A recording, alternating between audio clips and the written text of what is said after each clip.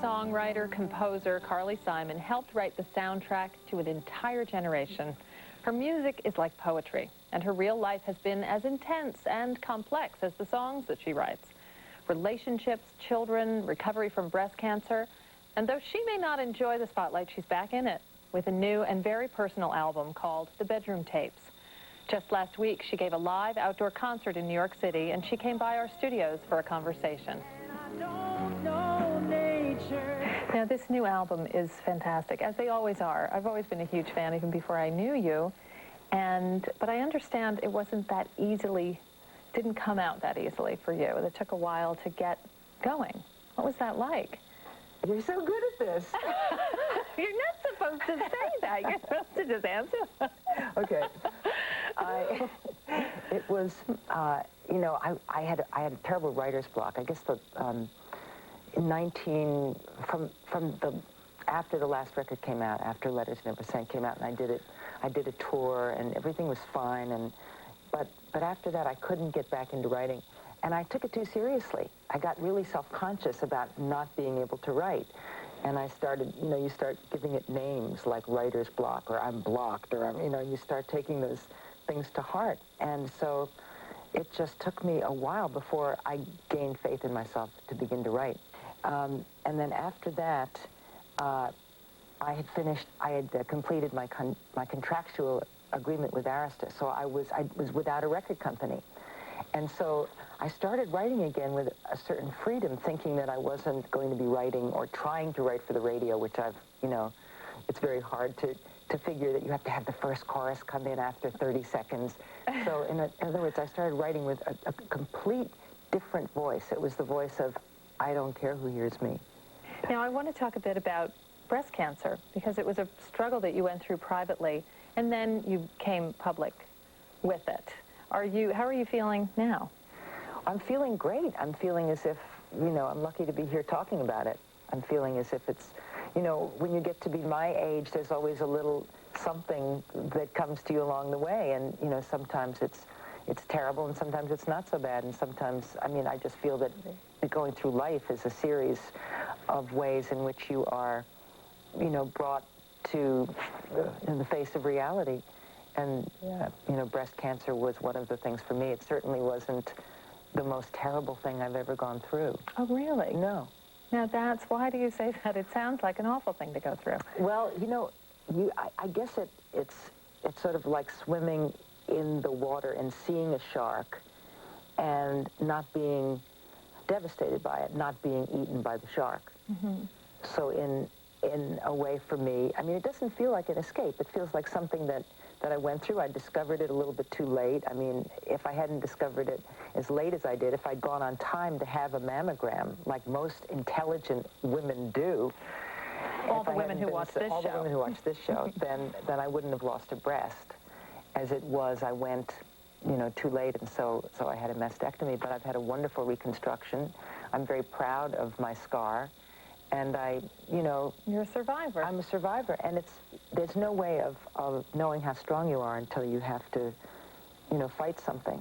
I'll drink to that. And you certainly know this better than almost anyone I know. Yeah. And now, you say that wasn't the most terrible thing for you to go through. What possibly could have been the most terrible thing that you've gone through? I can't imagine. Is there something else in your life that was terrible and horrible you'd like to share with us? Well, it so much has to do with the attitude. You know, if you face something and you think, well, this is a road to discovery. You know, I'll learn more about myself. I'll learn more about my friends. I'll learn more about my relationship to the world, to other people, to my family. And I did. I learned so much, and not all of it was easy, and a lot of it was painful, and some of it was physically painful. But, you know, and I think an awful lot of breast cancer survivors feel as I do, that they wouldn't change places with anyone else, that they're glad to have gone through it. And I know it's hard, and I know that there's certain stages of it that are very, very hard, and I don't mean to minimize it in any way, because there are certain stages that I cried for days, and that I was in physical pain, and you know, thought I might not get to the other side, and was very, very afraid.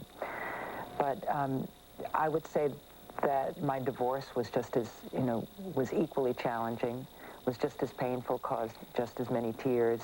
Being in a family raising my children basically as a single mother, which I did for many, many years and most of the time that they were young, was extremely difficult.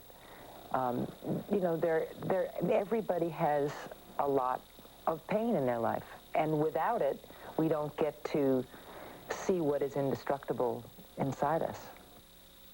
Tomorrow, we'll have more of our conversation with Carly Simon. Coming up,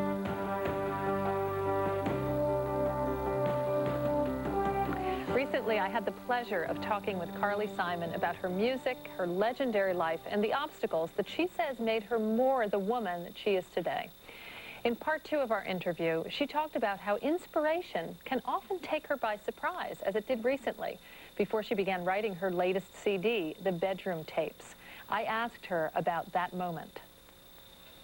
That was kind of a very key moment in the getting through that very hard time. I was sitting in a bar in Woods Hole waiting for the ferry to go to Martha's Vineyard, and I was thinking about how everything I wrote was trash and everything I wrote was not good enough and sounded the same to me and just sounded like the same old stuff.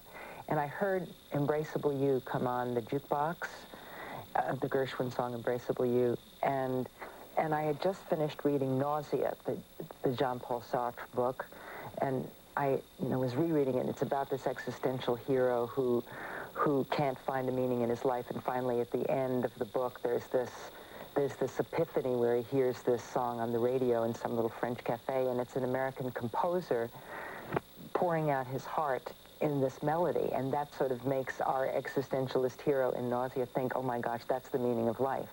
And so that experience and hearing Embraceable You on the jukebox and having just read that book, I just thought, well, I'll go back to the piano and let the notes do what they'll do in honor of you, George, in honor of you, which is the song. It's great. And are you happy with how the album turned out? It's your first album that you've produced on your own, is that right? It's the first album that I've done in this way.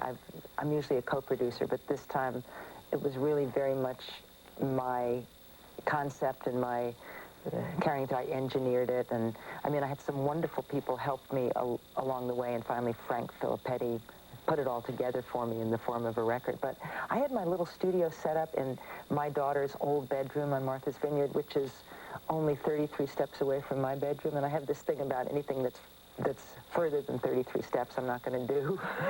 So I like to have everything close around me, and if it's about as far as that palm tree, I'll do it. If it's down a flight or up a flight, I'll be able to procrastinate and say, well, maybe I'll just read another chapter of this book or flip the station and see the news, before I do it. But if it's less than 33 feet, I'll go to it, and that's where my studio was. That's where my piano, my recording equipment, my drums, my guitars, my bass. So I've got everything right there in the room, and it's so messy. I never clean it up. It's the one room that's never dusted. Oh, now, counting the number of steps to your daughter's room is such a mom thing. It's like it harkens back to when they're babies. It's like, if there's a fire, if it's the end of the world, I'll be able to get to the room in 33 steps. Or your kids must be so important to you, Ben and Sally. My kids, of course, are so important. They're so old now. I mean, how old are they? Old. 26 and... My son, Ben, is 23, and my daughter, Sally, is 26. Now, they're both also musicians. Yeah, they are. What are they doing lately? Well, Sally just has her second record, and then she takes it to her gigs, and she plays on stage, and then she goes to a little booth after the show is finished, and she sells her records out of the booth, and people who've been to the show come and they pay their $10 for Sally's record, and then she goes away from the booth and goes back up on stage and does another show. What name does she go by? Sally Taylor. And did the people know that she's James Taylor and Carly Simon's daughter? She doesn't play that up. She obviously wants to make it completely on her own, which is the only way to do it. You don't want to be known as somebody's daughter, I want to be known as their mother, but that's a whole different thing. Right. But they don't want to, that's completely, you don't want to ever think that you've made it on somebody else's name. So Ben is also a little bit, he carries a little bit of me and a little bit of James in him and brings it to his music, and he's just an enormous talent. Carly, thank you so much for joining us today. It was really a pleasure, so nice as to see always. You.